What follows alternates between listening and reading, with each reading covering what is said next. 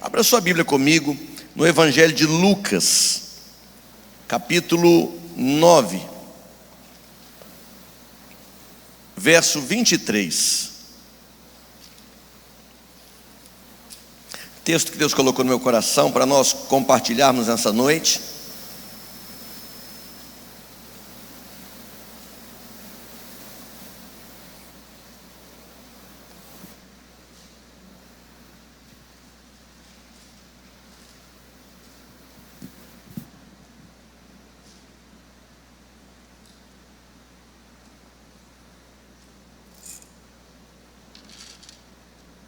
Lucas, capítulo 9, nós vamos ler apenas o verso 23, e a partir daí, meditar na palavra do Senhor. Diz assim: disse ele à multidão: se alguém quer ser meu seguidor, negue a si mesmo, tome diariamente a sua cruz e siga-me. Se alguém quer ser meu seguidor, o meu discípulo, negue a si mesmo, diariamente, tome a sua cruz e siga-me. Convite que o Senhor Jesus faz para nós, seus seguidores. Há uma pergunta, mas há também uma exigência. Para nós entendermos como Jesus chegou neste convite, ou o contexto em que ele faz esse convite para os seus discípulos, para aquelas pessoas que estavam ali ao seu redor, é interessante nós vermos pelo menos um pouco do que aconteceu antes desse momento. Se nós voltarmos só um pouquinho no início do capítulo 9, nós vamos ver alguns acontecimentos que são interessantes. Na verdade, do capítulo 8 para cá, nós vemos que os discípulos tiveram algumas experiências muito interessantes. Viram a cura de uma mulher enferma, presenciaram a cura, o pedido de Jairo e a cura da sua filha. Logo no início do capítulo 9, nós vemos Jesus convocando os seus discípulos e dando a eles poder e autoridade sobre demônios e para que efetuassem curas. Pense nisso, irmão. Tente se imaginar naquele tempo caminhando com Jesus, presenciando sinais, maravilhas, milagres tremendos, e de repente Jesus nos chama, seus discípulos, e fala: agora vocês vão fazer isso que eu estou fazendo. Eu dou a vocês poder e autoridade para que vão, expulsem demônios, para que curem pessoas. E a narrativa diz que os discípulos foram, e eles realmente tiveram essa experiência tremenda. Foram usados por Deus para trazer libertação a pessoas, para trazer cura a pessoas. Pense nessa experiência, irmãos. Se presenciar já é algo maravilhoso, é algo tremendo, pense você vendo, contemplando um milagre, algo acontecendo sobrenatural, já é maravilhoso, é tremendo. Agora, mais do que apenas ver, você ser um instrumento usado por Deus para trazer cura, libertação, salvação para pessoas, isso é indescritível, isso é maravilhoso. Os discípulos do Senhor estavam tendo essa experiência agora, estavam ali sendo instrumento nas mãos de Deus para abençoar muitas vidas. O texto segue, a narrativa segue, o versículo 10 conta sobre a primeira multiplicação de pães e peixes. Pensa em Jesus agora reunindo uma multidão, e depois de Jesus ensinar e falar muitas coisas, um encontro marcante, uma experiência tremenda, uma multidão assistindo, ouvindo, se alimentando das palavras de Cristo. Agora o Senhor Jesus pergunta: já está tarde, e aí, essa turma vai comer o quê? E os discípulos ficam apertados e falam: Senhor, nós não fazemos ideia, libera essa turma para ir embora e comer pelo caminho, mas já está tarde, não tem mais nenhuma mercearia, não tem uma padaria aberta uma hora dessa. Deem vocês mesmos de comer a eles, mas Senhor, não tem dinheiro para alimentar essa multidão, não tem dinheiro suficiente para alimentar esse povo. Crente já tem fama de que come, eu acho que desde aquele tempo, né? E aí Jesus então pede que eles se assentem em grupos, e com 5 pães e 2 peixes ele dá graças e multiplica, e uma multidão é alimentada de forma milagrosa. Ou seja, o Senhor Jesus, ele está demonstrando aí que ele não tem poder apenas para curar pessoas, não tem apenas para fazer sinais, maravilhas, para libertar de poderes malignos, mas também para suprir a necessidade das pessoas. Que maravilha, irmãos, é confiar em Deus. Que maravilha é confiarmos no Senhor. Que maravilha, como fizemos aqui, podemos adorar o Senhor trazendo dízimos e ofertas no altar, sabendo que nada nos falta, muito pelo contrário, tudo que nós temos vem de Deus e é para Deus. Como o pastor Rimac falou, nós somos apenas mordomos daquilo que Deus coloca nas nossas mãos, e nada tem nos faltado. O Senhor é aquele que multiplica os recursos e que supre as nossas necessidades. Você crê nisso?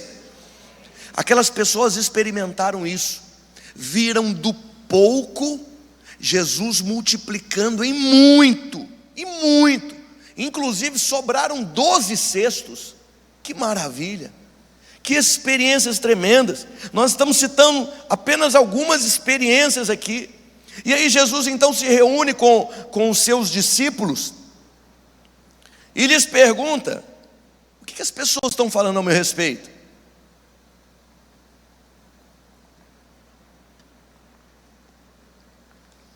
Penso que o Senhor Jesus, ele percebeu que era necessário agora colocar alguns pingos nos is,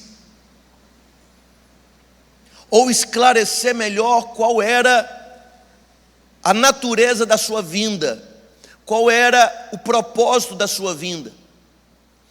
E Jesus pergunta: o que as pessoas estão entendendo que eu sou? Qual é o conceito que as pessoas estão absorvendo? Porque temos vivido maravilhas, temos feito sinais, prodígios, alimentado multidões, mas o que as pessoas estão entendendo? Qual expectativa elas estão colocando em mim? E os discípulos, eles respondem: olha, eu imagino que os discípulos, eles naturalmente transitavam no meio do povo, eram conhecidos, as pessoas deviam procurá-los, perguntar as coisas, fazer pedidos, pedir que eles intercedessem: olha, fala com Jesus para me atender. E os discípulos então, eles compartilham com Cristo dizendo: olha, alguns responderam que o Senhor é João Batista, outros Elias, outros dizem que ressuscitou um dos antigos profetas. As pessoas no mundo, elas estão reconhecendo Jesus de muitas maneiras. Até hoje é assim. Tem pessoas que reconhecem que Cristo foi um homem formidável. Tem pessoas no mundo hoje, inclusive pessoas descrentes de Deus, mas que reconhecem o Jesus histórico como um homem maravilhoso, um homem sábio, como um grande influenciador. Se hoje nós temos muitos influencers, né? Pessoas que têm muitos seguidores. Jesus tem milhões de seguidores, dura por toda a história. As pessoas reconhecem a importância de Jesus. O mundo reconhece a importância de Jesus. Tanto é, irmãos, que a nossa história, ela é dividida em antes de Cristo e depois de Cristo. Não há dúvida, é inegável que existiu um homem nessa terra que marcou o planeta, que marcou a história. Jesus Cristo, ele fez diferença neste mundo. Mas Jesus não está interessado em que as pessoas o reconheçam apenas como um grande homem, como um grande influenciador, como um grande sábio, ainda que ele tenha sido de fato, mas ele é muito mais do que isso. E aí Jesus pergunta para os seus discípulos: então tá bom, as pessoas elas me enxergam de uma maneira, mas e vocês? Para vocês, quem eu sou? Para vocês, quem eu sou?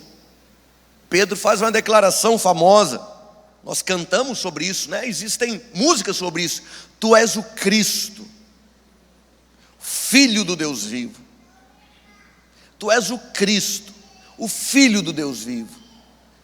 Jesus ainda declara a ele: olha, Pedro, não foi carne e sangue que te revelou isso, mas foi o Espírito de Deus que te fez compreender isso, que eu sou o Cristo.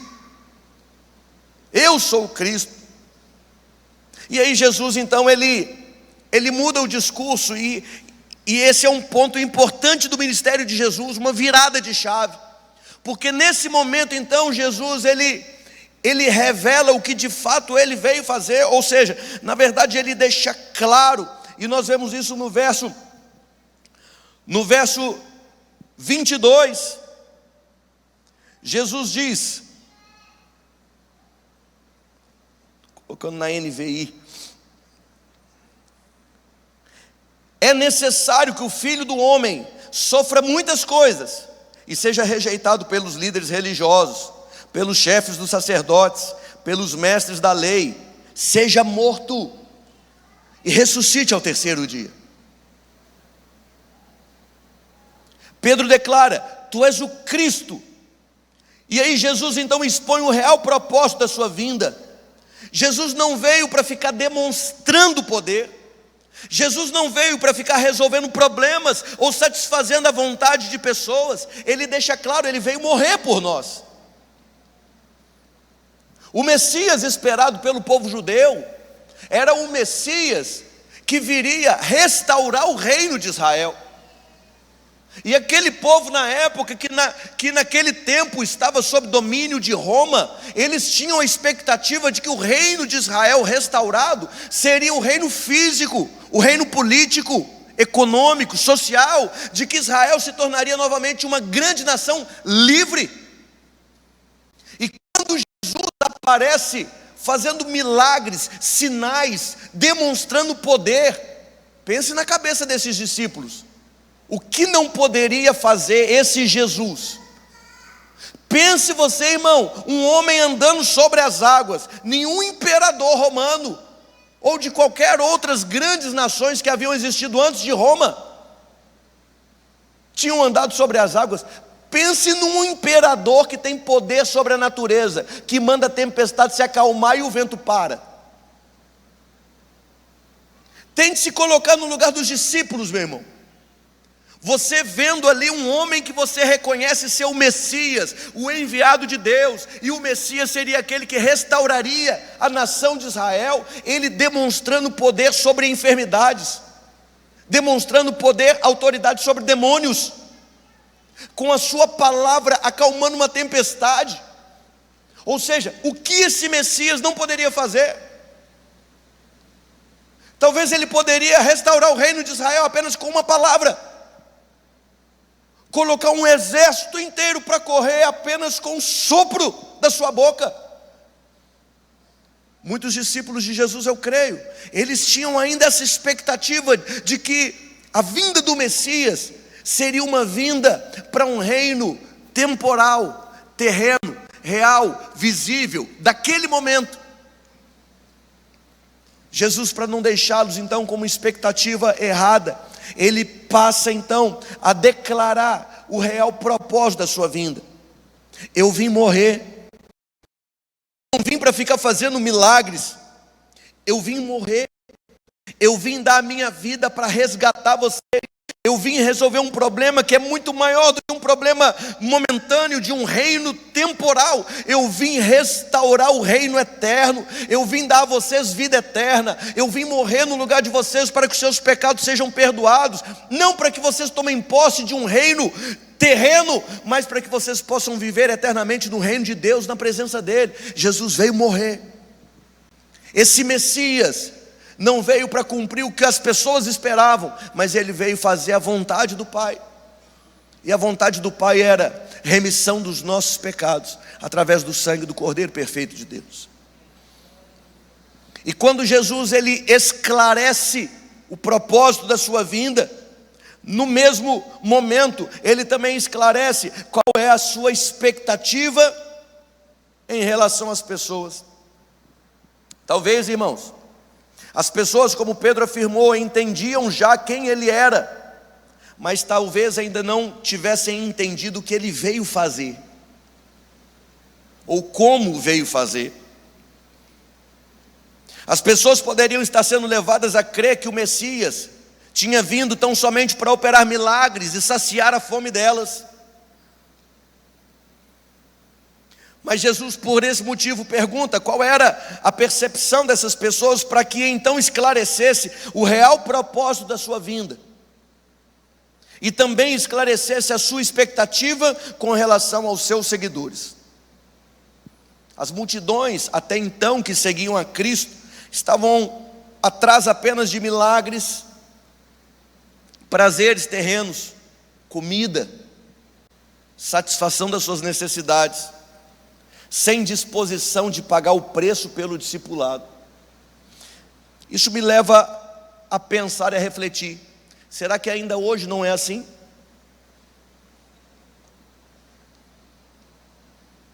Será que todas as pessoas que têm buscado a Deus nas igrejas, elas têm vindo dispostas a serem verdadeiramente seguidoras de Cristo? Ou será que ainda hoje as pessoas vêm buscar a Deus porque elas precisam saciar a sua fome, e de repente elas têm apenas poucos pães e peixes, e elas ouviram falar de um Deus que prospera as pessoas, e elas estão buscando respostas para suas necessidades urgentes, sem compreender que esse Messias veio para resolver um problema eterno do ser humano, sem reconhecer que o Messias veio saciar a fome da nossa alma e não simplesmente a fome do nosso corpo físico. Será que as pessoas que têm vindo à igreja, elas realmente reconhecem que estão vindo para buscar um Deus verdadeiro, e que nós o seguimos não apenas porque a sua mensagem é boa, mas porque a sua mensagem é verdadeira? Porque nem sempre a mensagem de Deus é boa, e eu explico o que eu quero dizer com isso. Porque quando nós lemos que para ser um seguidor de Jesus é necessário negar a si mesmo, tomar a sua cruz, aonde tem coisa boa nisso? Porque cruz significa sofrimento, preço a ser pago. Mas nós seguimos a Cristo não apenas porque é bom, porque tem momentos que nem sempre é bom, mas porque é a verdade, e é a única verdade. Será que as pessoas que vêm buscar a Cristo estão dispostas a verdadeiramente se tornarem seguidoras dele? Será que estão dispostas a carregar uma cruz? Uma religião que não nos custa nada é uma religião que não tem valor. Uma pessoa que não está disposta a carregar uma cruz, ela também não usará um dia uma coroa. Há muitas objeções ao Evangelho. Se formos pensar na filosofia desse mundo, no que o mundo ensina, há muitas objeções ao Evangelho.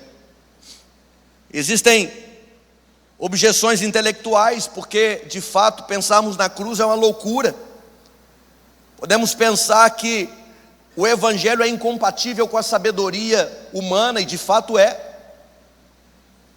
Você abrir mão daquilo que você tem por crer em Deus, você abrir mão da sua vida para viver para Cristo, já não vivo eu, mas Cristo vive em mim, isso é incompatível com a sabedoria humana.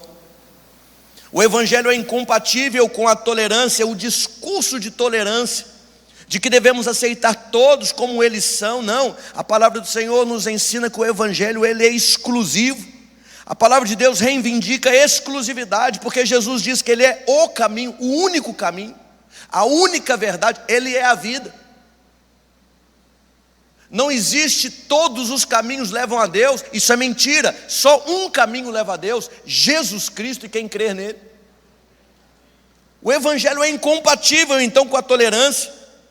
O Evangelho é incompatível com a autoestima, porque o Evangelho nos humilha quando nos ensina que somos salvos pela graça, mediante a fé, e isso é dom de Deus e não é por obras, para que ninguém se glorie. Não há glória em nós. O Evangelho nos humilha, somos salvos pelo poder de Deus, não há mérito humano, a glória é dele e dele somente. E um mundo que busca e vive baseado na meritocracia, como é que responde ao Evangelho?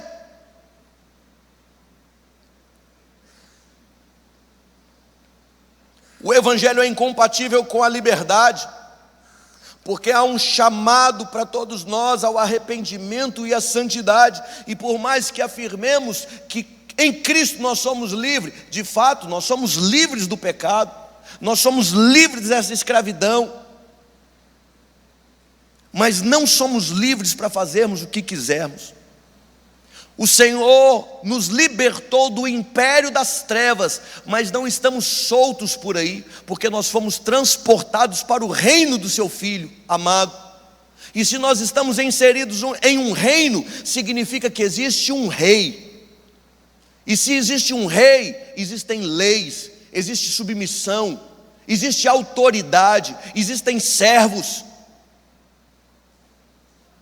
O Evangelho é incompatível com a liberdade que o mundo busca.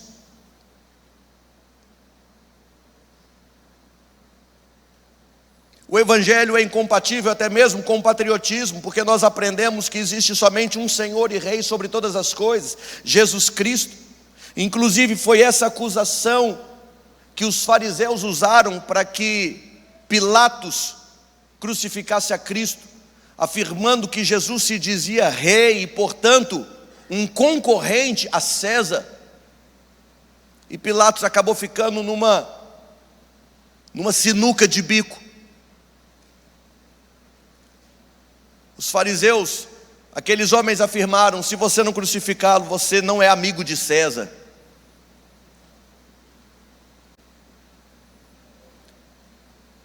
Nós vemos muitas vezes que a própria igreja está ficando dividida por questões políticas, como se o nosso reino fosse desse mundo. E não estou dizendo, obviamente, que não devamos nos posicionar, fazer boas escolhas, analisar, defender aquilo que a gente acredita como certo, ok, sim. Mas nos dividirmos como povo por questões temporárias e nos esquecermos que nós estamos lutando por aquilo que é eterno. Percebe, irmãos, como o Evangelho ele é incompatível para a sabedoria humana? Existe no mundo a tentação de tentarmos recortar do Evangelho a cruz, de pregarmos um Evangelho sem renúncia, de pregarmos um Evangelho sem sacrifício, de talvez tentar tornar o Evangelho mais aceitável aos ouvidos modernos que são sensíveis. Hoje as pessoas são tão cheias existe um termo técnico que eu quero dizer, se você não entender, depois você pode nos perguntar, mas hoje as pessoas são muito mimizentas. Isso é um estudo científico, né? Existe algo chamado mimimi, que tem se entranhado no coração das pessoas. E você não pode falar nada. Pode falar nada. Está todo mundo arrepiando à toa. E aí se a gente sobe num púlpito e fala: olha, é necessário sacrifício para seguir a Cristo. Não, peraí, isso está fora de moda, pastor. Não fala sacrifício, não. Tenta usar a palavra compromisso. Suaviza ou não suaviza, irmãos? É necessário sacrifício? Não, é necessário compromisso. Mas quando Cristo fala de cruz, eu acho que compromisso não é uma palavra que traduz melhor carregar uma cruz do que sacrifício. Porque qualquer judeu ou qualquer pessoa contemporânea de Cristo, naquele tempo, quando visse um homem atravessando uma rua, carregando um madeiro, ninguém precisava perguntar o que estava acontecendo. Todos sabiam que aquele homem estava indo para o sacrifício, que ele estava num caminho de morte, que ele estava caminhando para ser sacrificado numa cruz. Não tem como nós pregarmos o Evangelho sem falarmos de cruz, sem falarmos de sacrifício. Por isso, neste momento, Jesus está deixando bem claro qual é a expectativa dele em relação aos seus verdadeiros seguidores. Primeiro ele esclarece quem ele é. Ok, eu sou o Cristo, Mas eu não sou o Cristo que vai reinar neste mundo. Eu sou o Cristo que veio morrer para levar vocês para o meu reino eterno. Eu fico imaginando talvez Jesus perguntando para os seus discípulos: está claro agora que eu vim morrer? E mesmo assim não ficou tão claro, né? Porque quando Jesus foi entregue e morreu, eles se acabaram, ficaram tristes, decepcionados, abatidos. Só depois que Jesus ressuscitou que a ficha caiu. Ficha caiu, revela a nossa idade, sim ou não?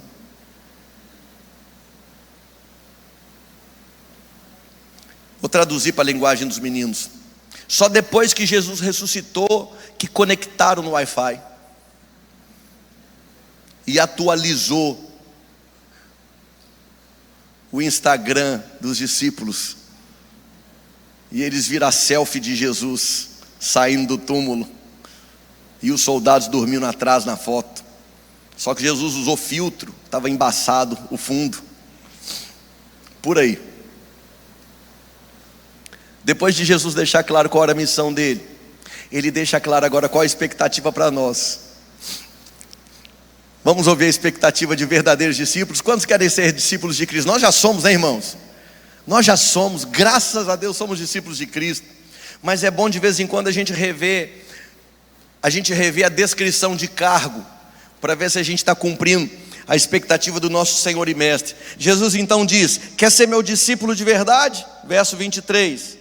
Quer ser meu discípulo? Quer me acompanhar mesmo?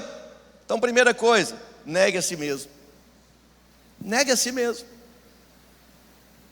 Comentando, talvez traduzindo para nós compreendermos melhor, saia do centro. Sai do centro. Abra mão da sua vontade. Negar a si mesmo é compreender que o mundo não gira ao seu redor. Sai do centro, porque o centro tem dono, é Cristo. Ele é o Senhor das nossas vidas. Ele é o Senhor, Ele deu a vida para nos salvar. Negar a si mesmo é compreender que não somente Deus não está à disposição para ficar satisfazendo os nossos desejos, mas eu mesmo preciso compreender, eu preciso cair na real e parar de buscar somente o que me interessa, o que me é importante. É começar a buscar verdadeiramente a vontade de Deus em primeiro lugar. A oração do Pai Nosso começa: Pai nosso, que estás no céu, santificado seja o teu nome, venha a nós o teu reino, seja feita a sua vontade na terra, assim como ela é feita no céu. A oração que o Senhor nos ensinou foi uma oração que começa entronizando o Senhor, glorificando a Deus, reconhecendo que Ele é Senhor soberano sobre tudo e sobre todos, reconhecendo que Ele é Pai, que Ele é próximo, que o relacionamento é chegado e que acima de tudo a vontade dEle precisa ser cumprida. Depois de estabelecer essas balizas, depois de colocar esses fundamentos, aí o Senhor nos ensina a pedir pelo que nós precisamos: pão, perdão, proteção. Mas antes disso, Senhor, seja a tua vontade e não a nossa. E se nós fizermos, irmãos, uma avaliação sincera, muitas vezes nós começamos as nossas orações nos colocando no centro. Abençoa, Deus, o meu dia. Abençoa, Deus, a minha família. Abençoa, Deus, o meu trabalho. Abençoa, Deus, as minhas finanças. Supre, Pai, as minhas necessidades. Guarda, Deus, o meu projeto. Faz, Deus, o meu sonho. Senhor, coloco diante do Senhor os meus filhos. Pai, a gente usa muito o pronome possessivo, meu. Será que isso não é um indício de que nós devamos avaliar se realmente o Senhor está no centro, ou se nós estamos? E às vezes fazemos isso de forma impensada, inconsciente, automática. E no final da oração nós colocamos: Deus, obrigado, porque o Senhor é tudo para mim. Glórias ao nome do Senhor. Ok, amém?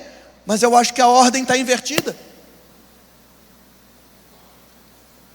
Quer ser meu seguidor? Negue-se a si mesmo. Tome a sua cruz, siga-me. O discipulado é um convite pessoal, irmãos.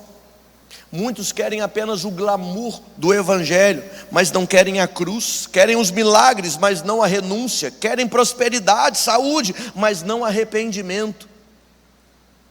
O caminho para um seguidor de Jesus é um caminho de negar-se. Discipulado é um convite para uma relação pessoal com Cristo. Discipulado não é um convite para sermos admiradores de Jesus, nisso o mundo está cheio. Mas é um convite para sermos seus seguidores. Discípulo não é aquele que abraça uma doutrina, discípulo é aquele que segue uma pessoa. Jesus está nos convidando para negarmos a nós mesmos e segui-lo. Segundo, Jesus diz: negue-se e depois tome sua cruz diariamente. Tome a sua cruz diariamente. E esse trecho traz uma verdade muito importante, porque ela nos informa que a cruz é nossa. A cruz é sua. Sabe algo que é muito comum, irmãos? Nós terceirizarmos a cruz. E a gente dá nome à cruz que carregamos. Talvez você concorde comigo, não sei, mas as pessoas às vezes classificam ou dão nome à sua cruz. Qual é a sua cruz? A minha cruz é minha esposa. Ela é difícil demais. Vou até beber uma água.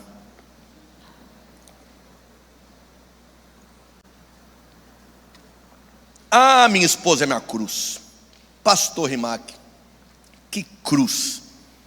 Ou então a minha cruz é o meu esposo. Esse homem só misericórdia misturado com a graça de Deus e com mais um monte de outras bênçãos.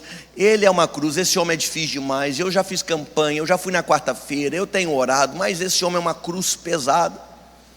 Ou tem pessoas que dão nome à cruz dos filhos. Ah, meu filho é uma cruz, e o pior, essa cruz está crescendo e está comendo. Eu nunca vi cruz comer. Essa cruz come. E essa cruz agora é uma cruz adolescente.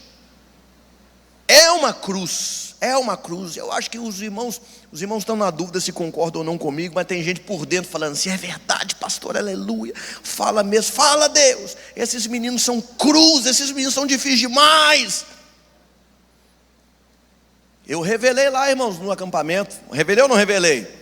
Que os pais levam, mandam vocês, porque claro, eles estão interessadíssimos no crescimento espiritual de vocês, mas que também tem alguns pais que enviam e pagam o que for para ter 3 dias de paz. Ô irmão, não ri não, irmão, senão você revela, eles estão ouvindo. Aí eles ficaram com a carinha assim, eles sabem que é verdade. E não pense que eles também não pensam mesmo não, que eles também têm 3 dias de paz longe dos pais. E às vezes a gente dá nome para os filhos, é a cruz. E talvez as cruzezinhas aqui, pensa assim, eu estou pior condição, porque se eu sou a cruz do meu pai, eu tenho 2 cruzes. Meu pai e minha mãe, uma de cada ombro, e tem que carregar essa cruz, só a graça de Deus. Quem está me entendendo? A gente terceiriza, a gente fala que a cruz é o outro, mas não, irmão, não. A cruz é minha. A cruz é minha. Eu vou usar um texto do Hernandes Dias Lopes para exemplificar o que eu quero dizer. Ele diz assim: essa cruz não é uma doença, um inimigo, uma fraqueza, uma dor, um filho rebelde, um casamento infeliz. Essa cruz se refere à nossa disposição de morrer para nós mesmos, para os prazeres e deleites. É considerar-se morto para o pecado e andar com um atestado de óbito no bolso. Sabe o que significa carregar essa cruz? Carregar essa cruz é todos os dias nós nos levantarmos dispostos a sacrificar as nossas vontades para glorificar e seguir a Cristo. Carregar essa cruz não é culpar as outras pessoas das nossas dificuldades, mas é nos dedicarmos a seguir a Cristo e estarmos dispostos a sermos contrariados, para que o nome dele seja glorificado. Eu até concordo, irmãos, que situações como as que citamos, família, casamento, filhos, sim, elas podem evidenciar algumas dificuldades que nós temos, mas esses desafios muitas vezes só vão mostrar o quanto ainda somos orgulhosos, o quanto ainda não estamos pagando um preço de oração pelas nossas famílias, pela esposa, pelo marido, pelo casamento, pelos filhos. Nós não devemos pensar se não, o meu problema é ele. Não, o meu problema sou eu, que de repente deveria estar pagando um preço, orando mais, jejuando, buscando a Deus, me submetendo à sua vontade. Mas não, é muito mais fácil terceirizar, é muito mais fácil apontar o dedo, é muito mais fácil falar que o problema é o outro, ao invés de pegar minha cruz diariamente e carregá-la. Quer ser seguidor de Cristo? Negue-se a si mesmo. Tome a sua cruz. E aí Jesus encerra dizendo: e siga-me. E siga-me. Algumas traduções trazem: venha após mim. Vir após é entendermos que Cristo primeiro passou e eu estou vindo após ele já passou, eu estou passando no mesmo caminho, eu estou observando ele, onde ele está andando. Você já andou em estrada ruim? Que você pega um carro na sua frente e você vai seguindo o carro, porque às vezes não dá tempo de ver onde está o buraco, aí você tem que confiar no seu colega que está na sua frente, e às vezes quando ele desvia o buraco, você nem vê se desviou ou não, você faz o mesmo desvio. O problema é quando você pega um cara ruim de roda na frente, que ao invés de desviar, parece que ele caça os buracos da estrada, aí ele cai e você cai junto. Seguir a Jesus é termos a certeza de que nós não vamos cair em buraco nenhum. Ele é o caminho certo para as nossas vidas. Seguir a Cristo é seguir as suas pegadas. Seguir a Jesus é passar por onde Ele andou, é vivermos como Ele viveu, é buscarmos a vontade dEle acima de todas as coisas, é termos o mesmo sentimento que Ele teve. Se você abrir comigo em Filipenses capítulo 2, verso 5 em diante, Jesus vai dizer exatamente isso. Filipenses capítulo 2, versos 5 em diante, Cristo diz, aliás, Paulo escrevendo aos Filipenses diz: seja a atitude de vocês a mesma de Cristo Jesus. Quer ser um seguidor de Jesus? Então passe por onde Ele passou. E por onde que Ele passou? Vamos ver? Paulo diz que embora sendo Deus, não considerou que ser igual a Deus era algo que deveria apegar-se, mas esvaziou-se a si mesmo. Olha que interessante, Jesus não é incoerente. Se Jesus está falando que os seus seguidores devem negar a si mesmos, o próprio Cristo, Deus, esvaziou-se a si mesmo, vindo a ser servo, tornando-se semelhante aos homens, e sendo encontrado em forma humana, humilhou-se a si mesmo, e foi o que, irmãos? Foi obediente. Obediente a quem? Ao propósito de Deus, foi obediente a Deus, e essa obediência o levou até a morte, e morte de cruz. Foi obediente até a morte, e morte de cruz. É por isso que nós seguimos a Cristo, porque Ele não nos pede para fazer algo que Ele já não tenha feito. Quando Ele pede para nós negarmos a nós mesmos, Ele mesmo se esvaziou da sua glória e veio a essa terra por nos amar. Quando Ele pede para nós carregarmos a nossa cruz, Ele mesmo carregou a sua cruz e foi obediente a Deus até a morte, e morte de cruz.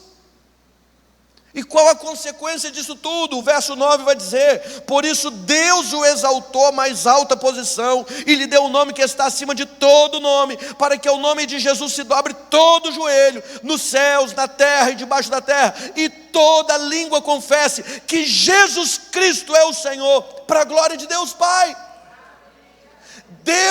Jesus glorificou a Deus com a sua vida, com a sua obediência, com a sua morte, e chegou o momento em que Ele foi glorificado, está hoje assentado ao lado de Deus, à direita de Deus. E aí Jesus fala: me segue. O caminho de seguir a Cristo Hoje nessa vida é um caminho de negação, é um caminho de tomar a cruz, é um caminho de morrer para nós mesmos, de viver para Cristo. Mas vai chegar o momento em que também será um caminho de glória, de recompensa eterna, de eternidade na presença de Deus. Outro texto que nos exemplifica isso, Hebreus capítulo 12, versos 2 e 3. Hebreus capítulo 12, versos 2 e 3, diz assim: tendo os olhos fitos em Jesus, autor e consumador da nossa fé, Ele, Jesus, pela alegria que lhe fora proposta, suportou a cruz, desprezando a vergonha, e assentou-se à direita do trono de Deus. Pensem bem naquele que suportou tal oposição dos pecadores contra si mesmo, para que vocês não se cansem e nem desanimem. Seguir a Jesus é fazer como Ele fez. Suportou a cruz, suportou as dificuldades, porque Ele estava olhando para o futuro. Ele, pela alegria que lhe foi proposta, suportou tamanha oposição dos pecadores. Hoje Ele já tem a recompensa nas suas mãos, está sentado à destra de Deus. Esse dia vai chegar, irmãos. Mas nós não podemos raliar o Evangelho, nós não podemos pregar um Evangelho sem cruz, sem sacrifício, sem renúncia. Porque um evangelho sem cruz, sem sacrifício, sem renúncia, é também um evangelho sem glória, sem eternidade, sem recompensa. Quando nós seguimos os passos de Jesus, nós seguimos também a expectativa que Ele nos ensinou a ter. Olhem para a alegria que lhe foi proposta. Jesus, Ele diz: eu vou preparar lugar para vocês. Não fiquem com o coração atribulado. Eu vou preparar lugar. E quando eu for, e tudo estiver pronto, eu vou voltar e vou buscar vocês. Um dia nós vamos para a glória. Um dia nós seremos recompensados. Um dia vai valer a pena. Jesus, Ele nunca perdeu a convicção do seu propósito. Qual era o propósito de Cristo nessa terra? Morrer por nós. Não veio para ser agradado, mas veio para agradar a Deus. Não veio para ser servido, veio para servir. E Ele nos deixa esse exemplo, e Ele coloca essas condições. Querem ser meus seguidores? Neguem-se a si mesmo. Tomem a cruz, a sua cruz, diariamente, e me sigam. O grande incentivo para seguir a Jesus é que nós já sabemos aonde Ele chegou. E se continuarmos seguindo a Cristo, nós vamos chegar aonde Ele está. E se hoje Ele está à destra de Deus, assentado no trono, um dia nós chegaremos, estaremos diante dEle, o adorando, o exaltando, e seremos recompensados para a glória de Deus, em nome de Jesus. Vamos orar. O convite de Jesus, ele permanece de pé, irmãos. Que maravilha, né? 2000 anos, mais de 2000 anos se passaram, e o convite de Cristo continua ecoando. Quer ser meu seguidor? Você quer ser meu seguidor? Então negue-se a si mesmo. Reveja suas prioridades. Repense a sua caminhada.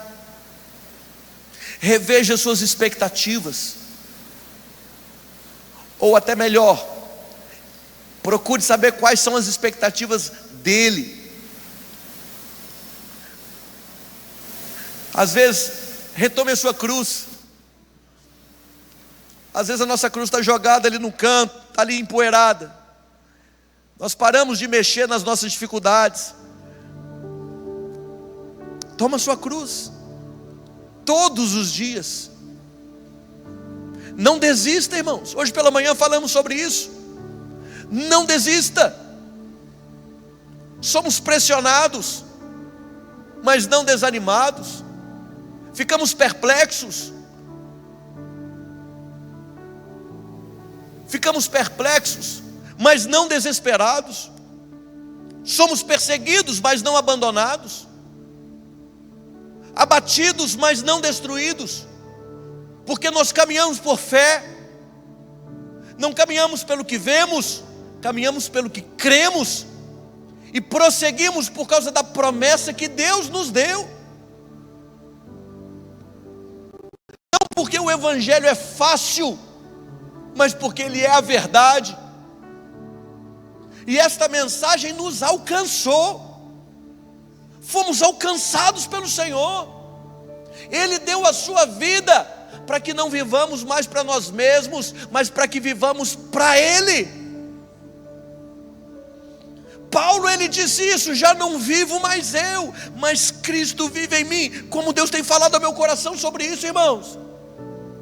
Eu fico imaginando que Paulo, talvez ele até se confundisse, de tanto que ele buscava a vontade de Deus, e de tanto que ele vivia para Deus. Ele talvez pensasse: eu já não sei mais quem que está fazendo as coisas, eu acho que é Deus que me tomou por completo. Porque quando eu falo algo, não sou eu falando, é Deus falando. Quando eu trato alguém de uma forma, não sou eu tratando essas pessoas, é Deus usando a minha vida para tratar alguém. Então já não sei mais quem vive. Cristo vive em mim, porque eu já morri. Essa é a vontade de Deus para nós, que sejamos verdadeiramente discípulos de Cristo. Quando você estiver na sua empresa, no seu trabalho, na sua rua, com a sua vizinhança, no seu modo de falar, no seu modo de tratar as pessoas, quando você compra um pão, quando você abastece um carro, na vida cotidiana, no dia a dia, no caminhar, fazer uma corrida, ao atravessar uma rua, ao cumprimentar alguém que está passando pela rua, que sejamos verdadeiramente discípulos de Cristo, que Cristo viva em nós, que as pessoas nos confundam com Cristo, que as pessoas nos reconheçam, ainda que a gente tente dizer que não, como Pedro, que negou Jesus naquela noite. As pessoas falam: não, não tem jeito, você está negando, mas a gente está vendo, está na cara que você é discípulo dele. Está na cara que você é discípulo dele, não dá para disfarçar. Você fala como ele, você age como ele, você é igualzinho a ele. Que sejamos dessa forma, mas que Deus nos livre de negar a Cristo, mas que sejamos verdadeiros pequenos cristãos, vivendo nessa terra, para a glória dele. Deus, nós glorificamos o teu nome, nós te exaltamos, somos gratos por tudo que o Senhor tem feito, falado aos nossos corações. Eu creio, Senhor, vivemos um tempo de avivamento, vivemos um tempo de chamado, vivemos um tempo de despertamento espiritual, vivemos um tempo em que o Senhor tem chamado os seus verdadeiros discípulos para tomarem posição nessa terra.